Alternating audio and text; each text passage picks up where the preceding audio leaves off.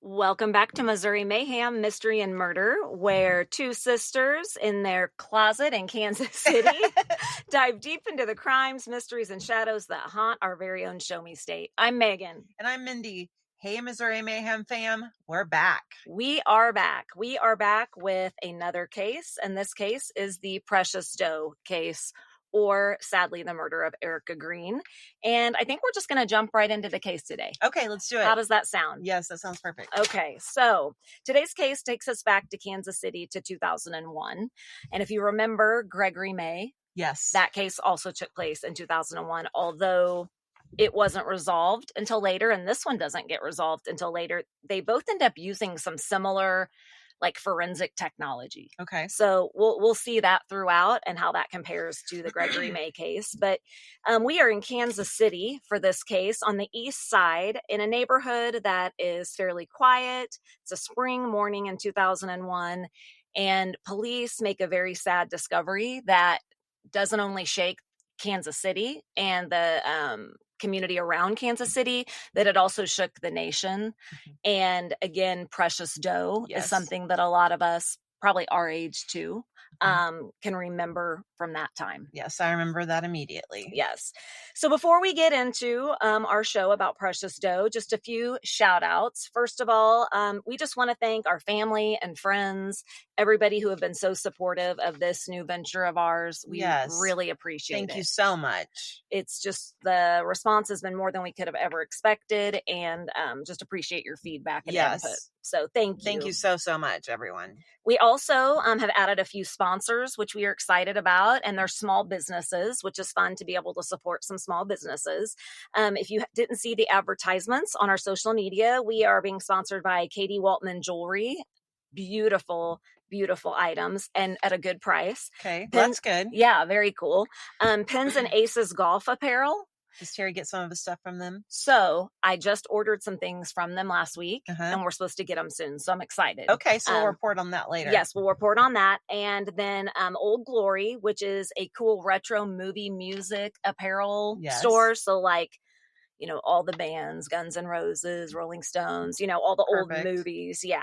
And then Cozy Earth, which is a bedding and loungewear. It's very pricey, but I think it's bougie. It's very pricey, but our percentage off for that specific store, Cozy Earth, is 41%. Wow. So that's pretty darn good. So although they are a little bit pricey, they're very considered very good quality. But you'll need the discount code. Correct. And the discount code for all these is 54321. And that's easy.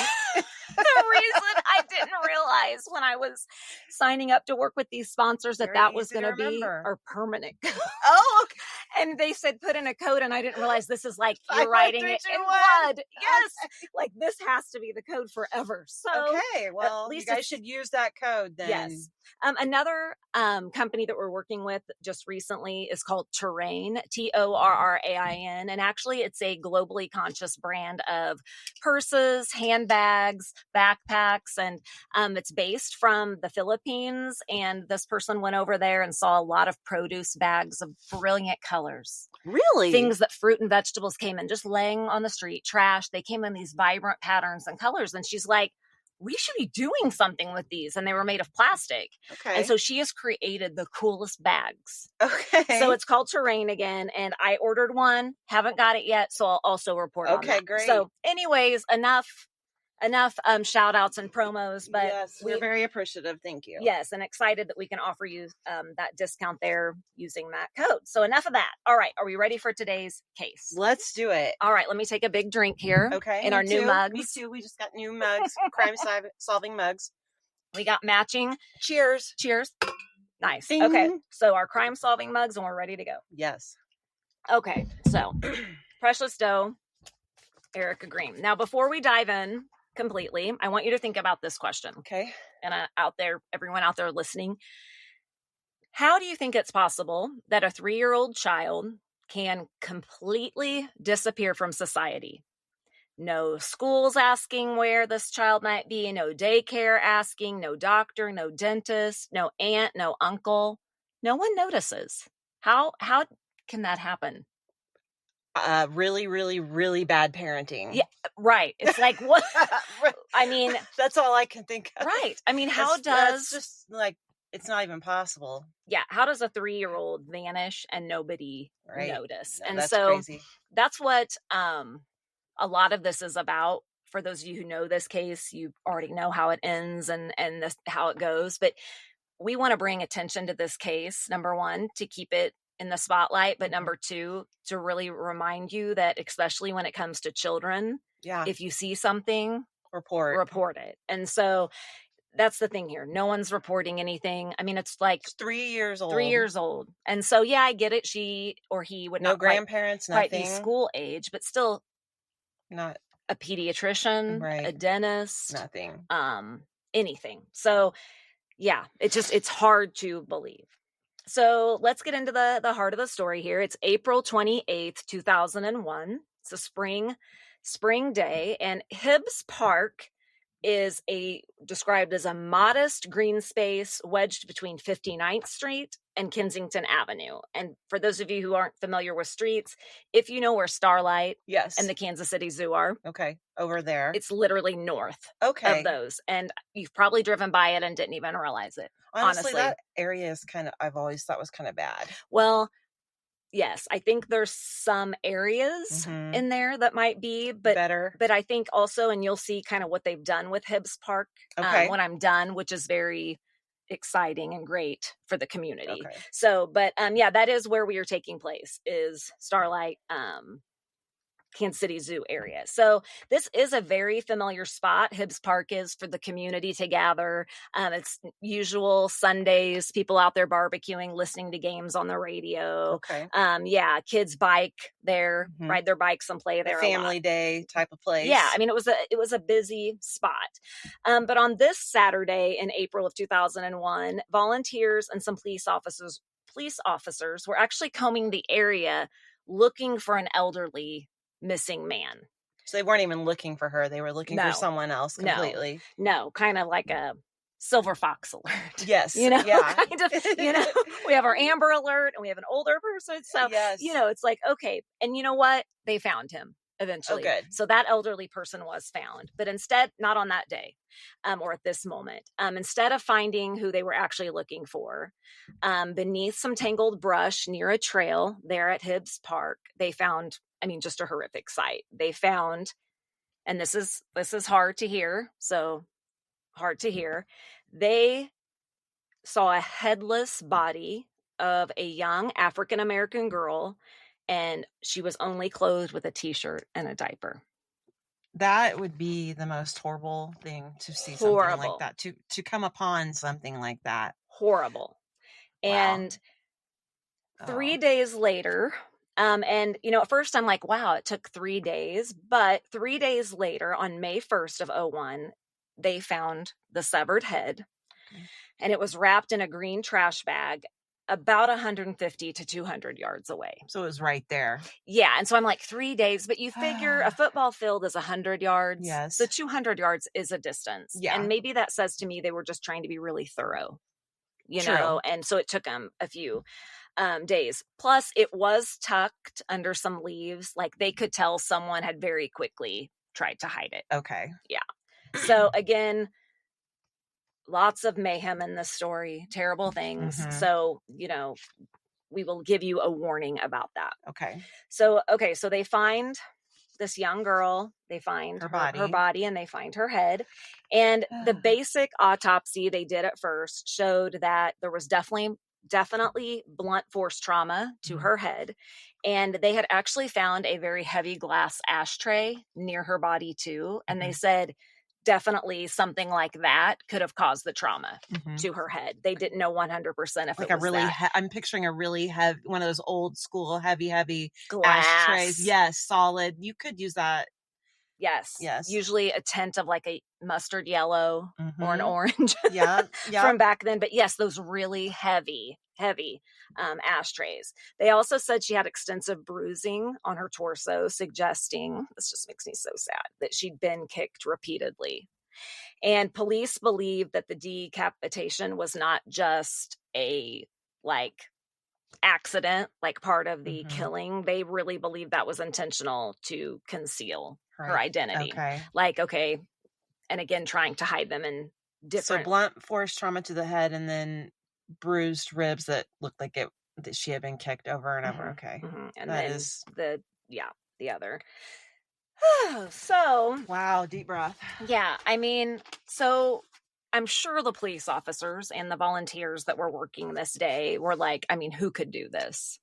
Who? What kind of awful person can do this? But I think they were also thinking, we're going to figure out who this is pretty quickly. Yeah. Because this is a little girl that someone's got to be missing her. Sure. Someone. Right? Someone. Like we said earlier, a doctor's appointment, somebody. So they're thinking this is awful, but even you know like what? Family. Where's the family? Grandparents, aunts and uncles, cousins, babysitters.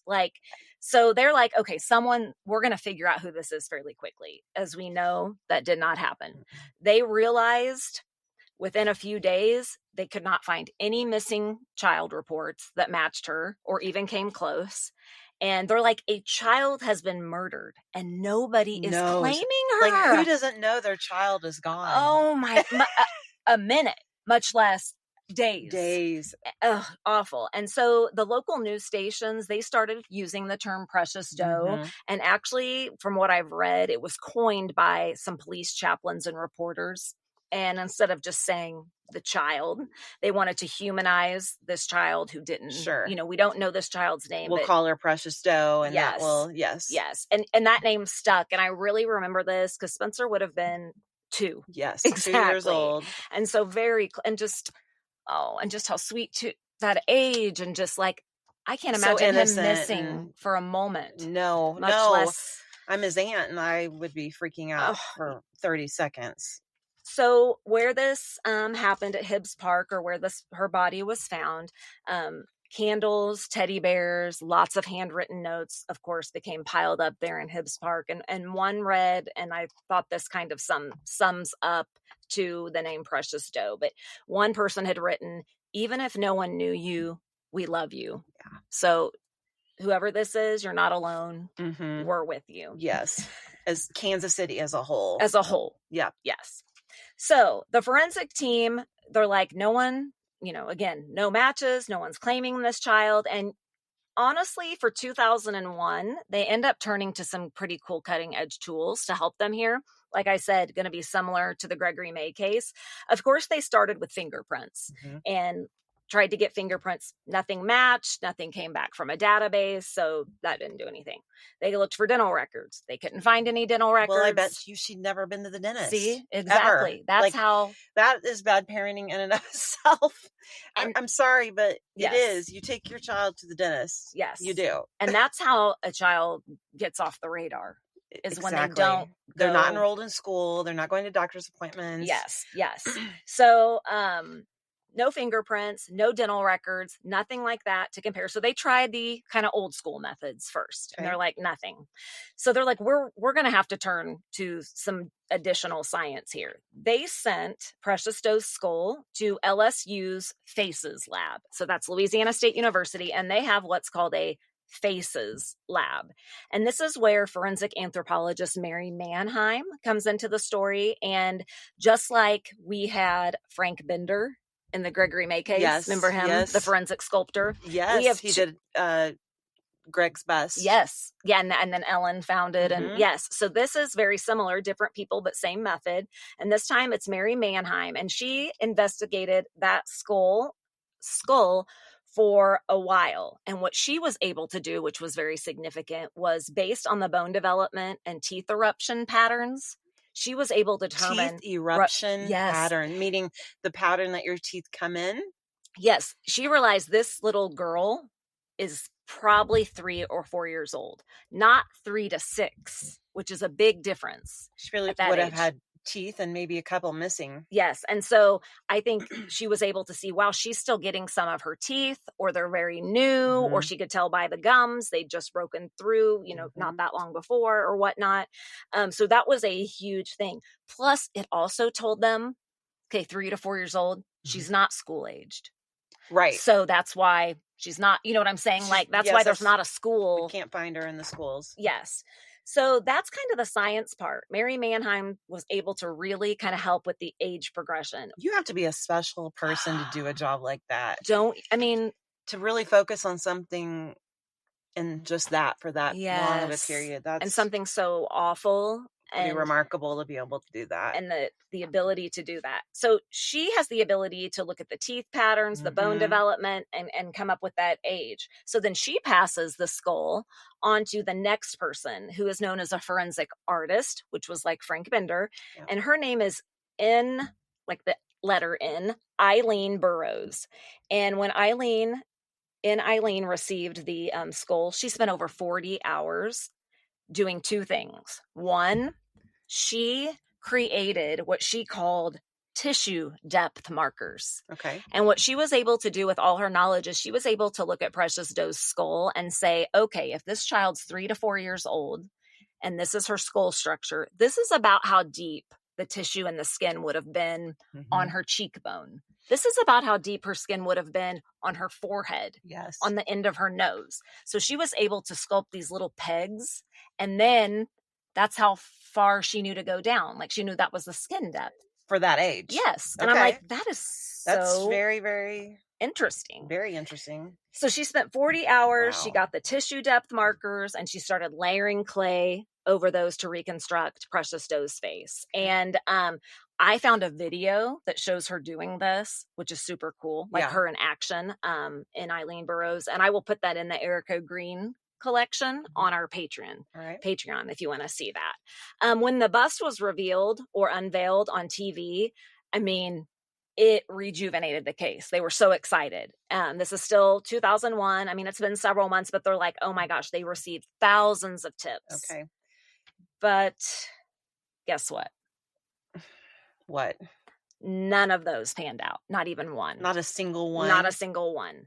They had over 1,000 tips poured in and not one. That is so sad. Because you think they have to. Not a single tip out of 1,000? Yes. And they have to hunt all those down. You know, they have to follow. Oh my gosh. That is time. Lots of time. Lots of time. And money. Not one single one panned out. No, not one. And again, were they able to solve like any other crimes with those 1,000 tips? Not that I know of. Okay. Not that I know. I didn't find anything like that. Yeah, that would have been amazing. Wow, dead ends. Yeah, they said the few articles I saw from like detectives and police officers, they said it was just very frustrating. But you have to admire them for doing all that work. Oh my goodness. Thank you, for absolutely. putting all that effort. It makes you feel confident, if something were to happen to you, right. You will get looked for. Right. Like, are people going? We will do everything. Yes. Yeah. And I really do think they were trying. And I think they really took a special interest because nobody was, nobody's claiming this child. And it's she's like 3. Yes. And someone has to be missing her. So, yeah. So nothing there. Now, they even took the bust onto 2 very well-known shows at the time and basically still are. One is America's Most Wanted, we know, with Walsh. Yes. And then Cold Case Files is another one that it's been on. But they put the bust on there. They thought, okay. And no leads. Nothing. They got all that. They got national attention. They got some leads, but nothing. Yeah. So we're in almost 2003 at this point. Yes. And they've been following all these leads and the trail's just cold. Nothing. So, I mean, can you imagine this little girl is almost what now? I mean, she's been gone now, 2003, 2 years and still been, no one's identified her. 2 years. Well, honestly, that does scream, I don't know the result of this, but parents to me. Right. I mean, it screams foul play.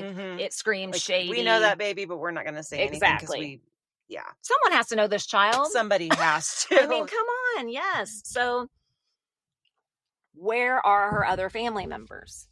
Exactly. Grandparents, aunts, uncles. And the Kansas City community really wondered if this was ever going to get solved. And it was worrisome. I remember that. Yeah. I mean, it was very worrisome. Yes. So we're going to kind of fast forward now to 2005.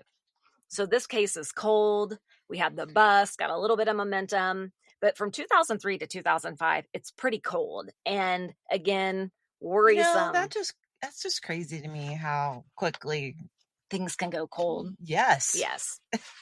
Yes. That seems like very, very quick to me. Me too. A couple of years. So in 2005, enter a man by the name of Alonzo Washington. And this is very interesting, I think. He is a Kansas City activist known for his anti-violence work. So I think he kind of, like Martin Luther King Jr., very much anti-violence. And Alonzo is key to the story and the fact that something he does actually helps Precious Doe be identified. So I think it's kind of important we know a little bit about his journey in activism and like how did he end up being the person that kind of put all the dots together. Alonzo Washington. Yes. So Alonzo Washington. So according to several sources, Alonzo Lavert Washington was born in Kansas City, Kansas on June 1st, 1967.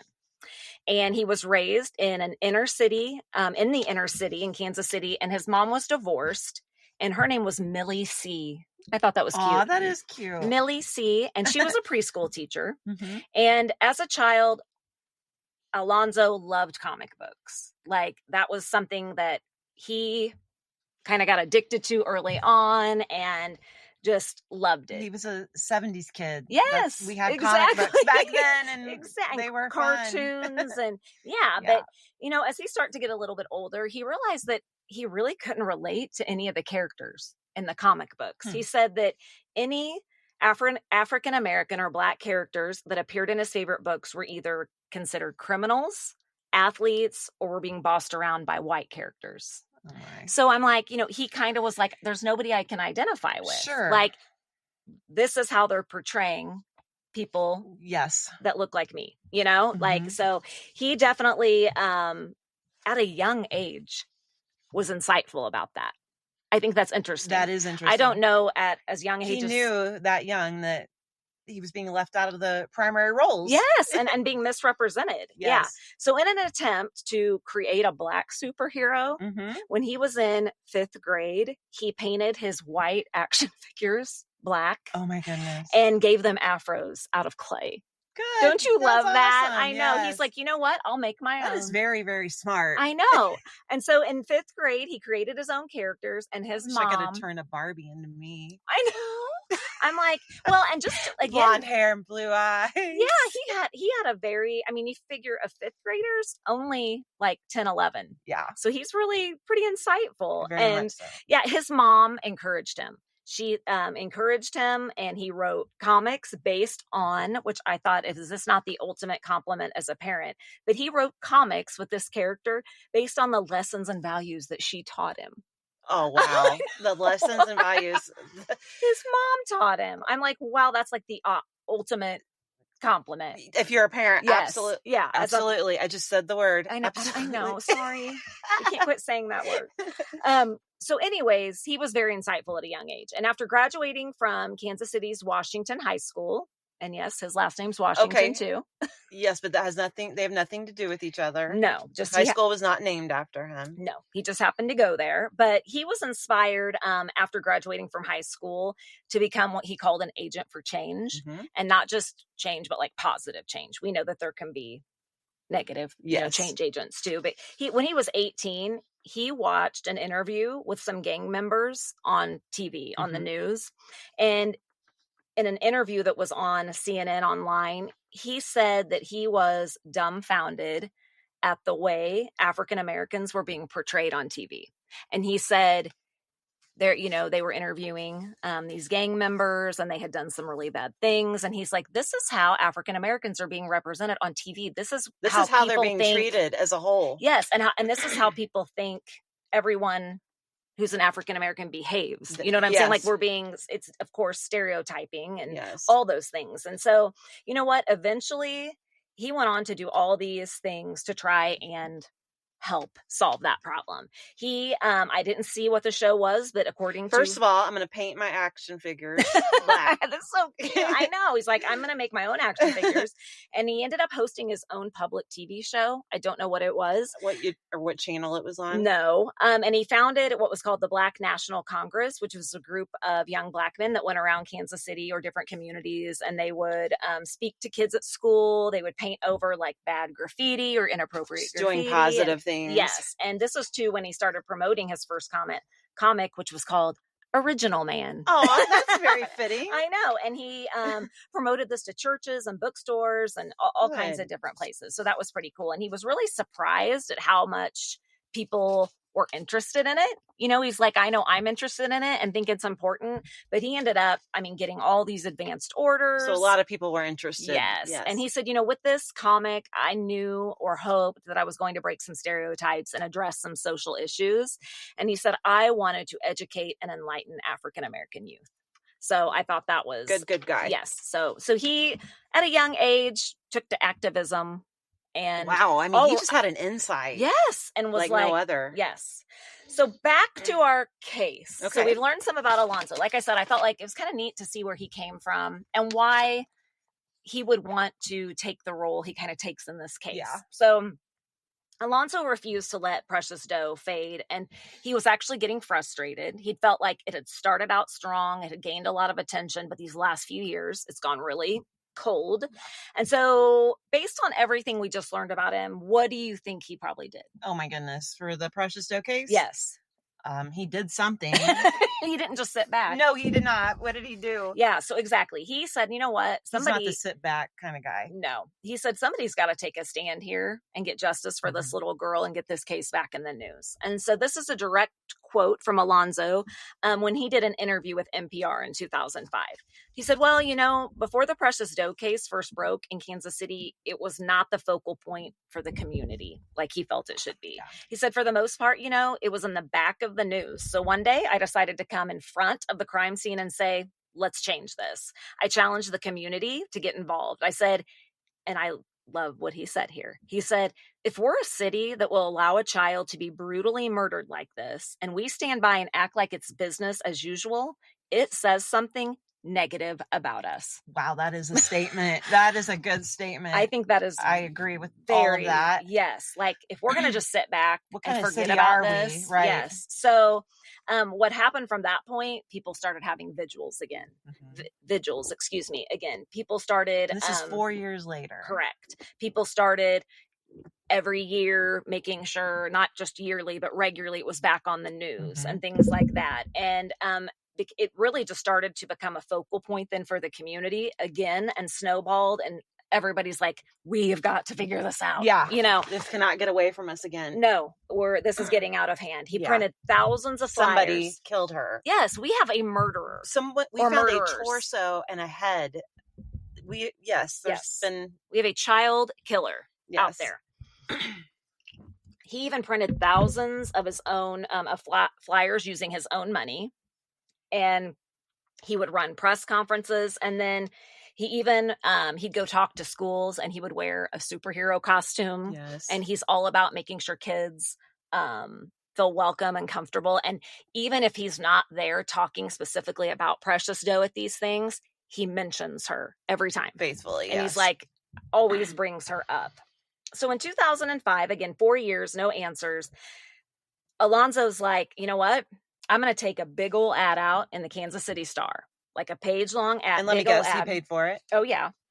He paid for it, showing the bust that Eileen Burroughs had. And we've talked before in recent episodes about what a bust is. It's basically a makeshift model of who you were, right? Yeah, it's a recreation of someone using usually their skull, but they typically kind of from the shoulders up. And then and of course at this point, just like with Gregory May, all they have is the bust. They don't have a picture, which we're gonna they did try to do an age progression and all that picture using the bust. But so he takes this ad out, he shows the bust and says, please, please, please call if you know anything.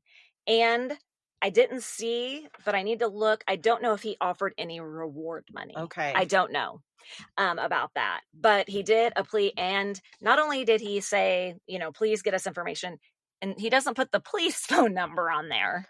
So he just says for information, please call us, but no phone. No, he puts his personal. Oh, he put his personal. Oh. Yes. Which I do think some people were like, okay, you probably should have put the police number in there. Right. But from what I found, he put his personal phone number for whatever reason. Nothing we can do about that now. No. And actually, I mean, obviously it ends up helping resolve this. So beginning of April 2005, 4 years after Precious Doe has been found, he puts this ad in. Weeks later, April 30th, his phone rings.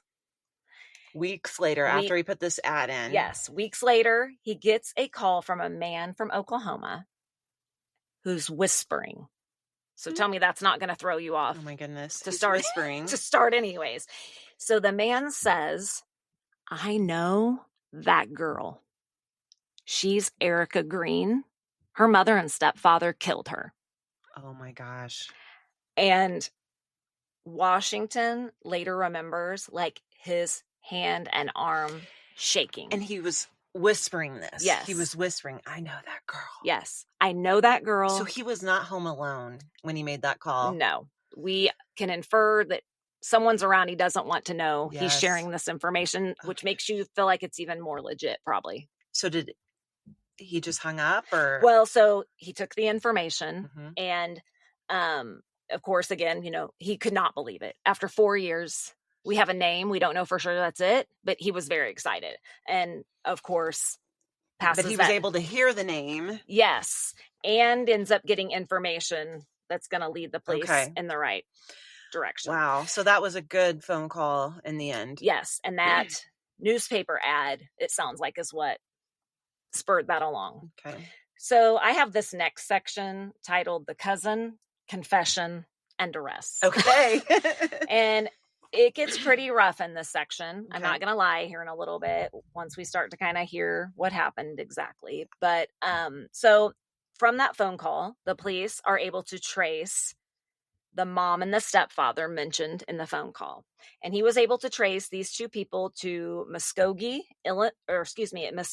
Oklahoma. And that's where the phone call came from. Correct. Where the guy was whispering what happened to her. Correct. And there they found Erica's mom, Michelle Johnson, and her stepfather, Harold Johnson. And let me also say, sounds like their relationship had, if not all the time, for most of their relationship revolved around alcohol and drugs. Okay. So you can kind of imagine that. Yes. That's kind of what yeah. So the police go to interview Michelle and Harold. Who do you think cracked first? Probably the mom. Yeah. I mean, kind of. Is she the one that cracked first? She did. Okay. Right away. She cracks first. Yeah. Now, I'm not really going to give you the exact confession of Michelle because honestly, it's very patchy, sketchy. She didn't give all the correct info.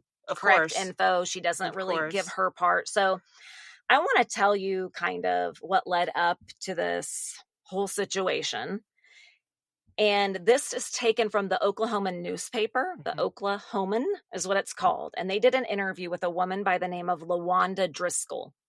And LaWanda is Harold's cousin from Oklahoma. But LaWanda was actually living in Kansas City at the time of Erica's disappearance. Okay. So this is an interview where LaWanda is going to give us some details, and I think it's more accurate than what like Michelle's testimony. Okay. So that's why I'm having us go through. Okay. So this is LaWanda Driscoll. So this is LaWanda Driscoll, Harold's cousin. Okay. So she said, although Harold and Michelle told people that they came to Kansas City to find jobs, she said that isn't really true. They were coming there to hide out because according to court records, Harold had skipped a $10,000 bond on an assault charge. How do you skip bond? And $10,000 bond. I guess he didn't report maybe for court. Oh, that's probably it. And he allegedly had hit a man over the head with a brick.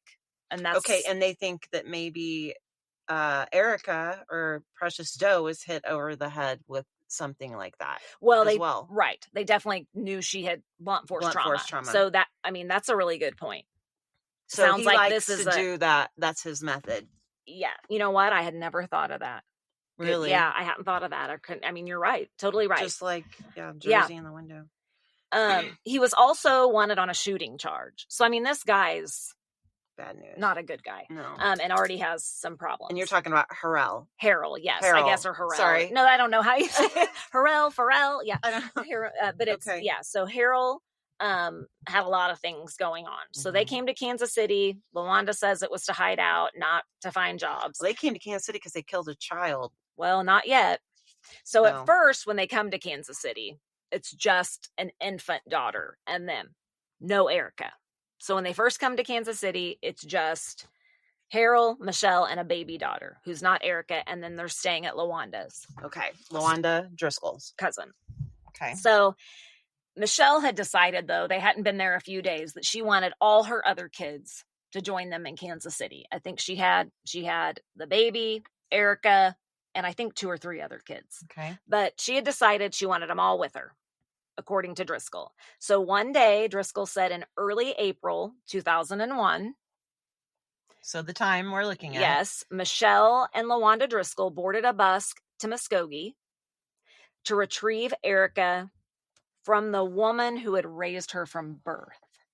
So I think that's important to say. This person, Erica, had not been with her mom her whole life. From the sounds of it, she knew her mom and she got to see her mom, but she didn't live with her. Right. So mom says, oh, you know what? I have this great boyfriend and we've moved to Kansas City. So I'm going to go get my children and start this great life. I don't know what she's thinking here, but she decides she wants all her kids with her. So they get on this bus, they go back to Oklahoma and they get Erica from, I think her name actually is Betty. I don't know too much about her. And she said, I'll get the others later.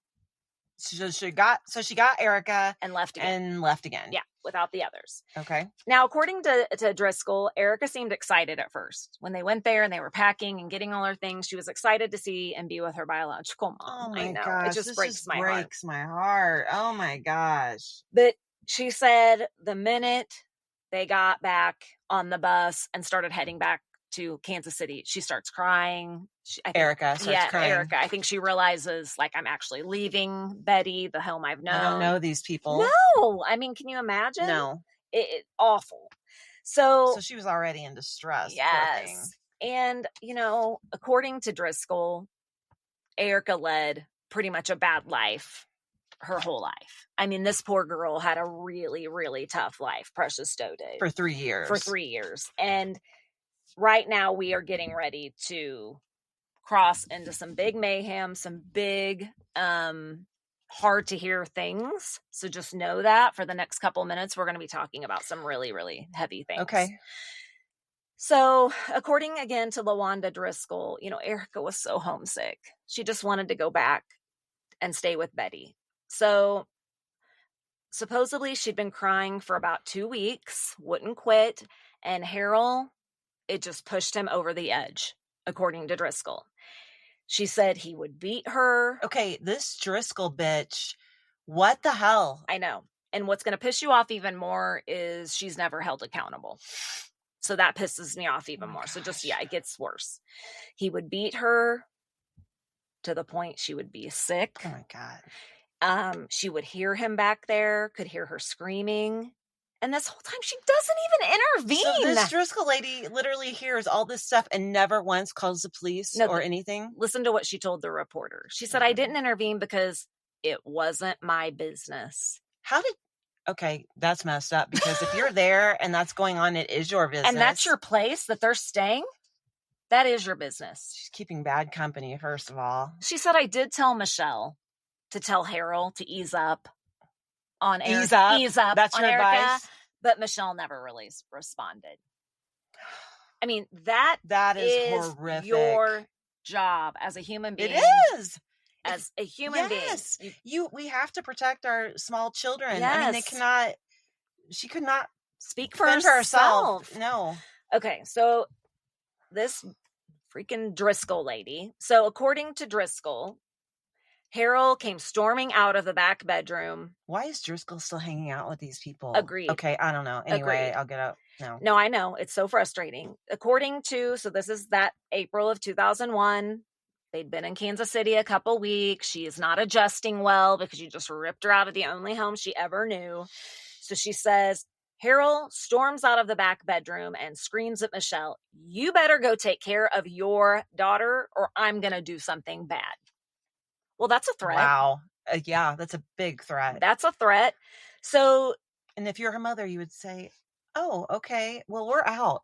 peace out, motherfucker. Yeah, like, not being there with you. This bad choices all around. And this poor kid doesn't have a choice. No. Is what's sad. So Driscoll thinks about a week later, again, a week of time she could have reported this, called the police, child services. She is stupid. She didn't. A week later, she said she hears a loud bang in the bedroom, and she believes that was when someone, Michelle, probably Harold, had inflicted a blow that would eventually become fatal to Erica's head and chipped her front tooth. Wow. I so mean, just horrific. Hit her right in the face with something. And again, we don't know if it was that ashtray or if this was something else. I feel like it was the ashtray. Yeah. So again, according to Driscoll, she stayed in the bedroom for 2 days. Didn't come out. She didn't hear. She didn't come out to get food. Didn't hear her use the bathroom. And when she asked Michelle and Harold, "Where's Erica? What's going on?" they said she's sick. And so this Driscoll lady for 2 days is just hanging out while Erica was supposedly sick. In the bedroom. And not coming out. Correct. Doesn't attempt to go in there to see what's going on. Doesn't push back. Just. How is she? Oh, just wait till you hear this next part. Just wait.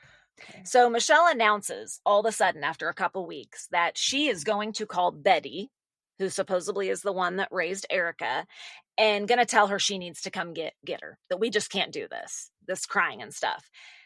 Michelle said, we need to meet Betty at a service station nearby, at a gas station or an automobile place. So Driscoll watches Michelle put Erica and the baby in a double stroller and leave the house. And according to this... So her dead body, she put in a stroller. Driscoll. Oh, she watched her do it? She did not know that was a dead body? She said Erica appeared to be asleep. Bullshit. You think a 3-year-old's not going to make a noise for 2 days? Oh my gosh. And I'm sorry, but you can... Okay, 2 days, rigor mortis has definitely set in. Right. Okay, and not only that, but the smell. How do you not know that child is dead? Right. And when I've never moved a body that's in rigor mortis. Right. But I would assume that it would be very hard to get him in a position to sit in a car seat. Yeah, well... So how would Driscoll see this and not know that was a dead body? Well, I think she's in a stroller, laying down. It's a double stroller. Oh, gosh. Okay. I know, and I think that maybe... Yes, I don't know about the car seat or if they walk somewhere, but what Driscoll says is she sees her leave the house with Erica in the stroller, asleep, and the baby. And think this baby. Yeah, poor baby. You've got a hell of a life ahead of you. I mean, yes. And that baby, that trauma will surface somewhere down the line. Yeah. Yeah. So, as you can imagine, I mean, this whole thing is goodness. So that was it. Horrific. Oh. Yeah. So, of course, they were arrested right away. And I'm not going to go into more detail, but basically, it sounds to me Michelle and Harold took her body to that location at Hibbs Park. Mm-hmm. According to what I read, and again, this is very hard to hear, he used hedge clippers and cut her head off. Oh my God. And then they wrapped it in the trash bags and tried to hide them. I mean, this is awful. Awful, awful. Hedge clippers. So what is that when you tamper with a human body? A corpse? Like tampering with a corpse? Yes. Yeah, I mean, that's what's happening here. She's dead. You don't need to do something. They've been already killed her for days. Yes. Now, just, wow. I know. A hedge clipper, you said. Oh my gosh, I'm sorry, but there's better ways to... Well, and you think about how slow that Gregory would May. It was a chainsaw that they donated to Goodwill. That's right. You know, I mean, crazies. That is insane. Oh my gosh. Okay. So this case, of course, nothing can happen fast in the law world. I know I'm not a lawyer, and so I know it takes time, but this dragged on for years. That was 2005 when they caught him. It was finally April of 2008, so 7 years, almost to the date that Eric had been murdered. Harold Johnson, thank goodness, was convicted of first-degree murder and armed criminal action and received life without parole. I think he deserved the death penalty. For sure. And Michelle pled guilty to second-degree murder. Whatever. And child abuse. Oh, okay. Earning a 30-year sentence. So she would be getting out, what, in like 10 years? 13 years. She'll be out. Oh, my God. So she'll still be able to live a life. How old will she be able to conceive children at that age? That's what I want to know. Well, I don't know how old Michelle is, but my guess is she was pretty young when this happened, like in her 20s. You would think. I don't know. She could possibly still have another child. I don't know. That's terrible. I don't know. They can both fuck off. True. So, I mean, and what's even more disappointing is, like we said, this LaWanda Driscoll, from what I read, she needs to be in jail. Yes, from what I can tell. Everything. How did she get out of this? I don't know. Honestly, I was just so sickened by her and her whole interview that I didn't look any further. But she's probably hanging out in Kansas City to this day. Oh, and living her life. And oh, yeah. So I guess at the trial, community members from Kansas City packed the courtroom with their precious dough pens with the reconstructed image. And again, on Patreon, you'll see we have where it's the bust and then an actual picture of Erica Green. And it's very, very similar. They do a good job with those. They did a great job. So, in Kansas City, I do feel like Erica Green, well, first of all, she was buried under her real name, but they did put the words precious dough on her grave. And I think if nothing else, this came out of this situation. Child welfare advocates often cite the precious dough case when they are pushing for what they call better cross-state communication on missing children. I guess this whole Oklahoma, Missouri thing, the communication was terrible and just like... So it's made to make the communication better? Yes, and it's kind of like the Lindbergh baby law. Yes. We're crossing those state lines in a kidnapping. I think these are all laws trying to get states to work together because they know typically when a kid's kidnapped or missing, they probably do cross state lines. Absolutely. So, I did not just say absolutely. Yes, you did, and I'm not taking it. I told not to say that so much. Her story was also or has been featured in trainings for social workers, and I had never heard of this, but they call it the invisible child phenomenon. Wow. Where kids are not enrolled in school, they're not in healthcare, they don't go to see dentists, and they are easy to slip through the cracks. That should be a thing. Yes. Absolutely. So, I did not say that again.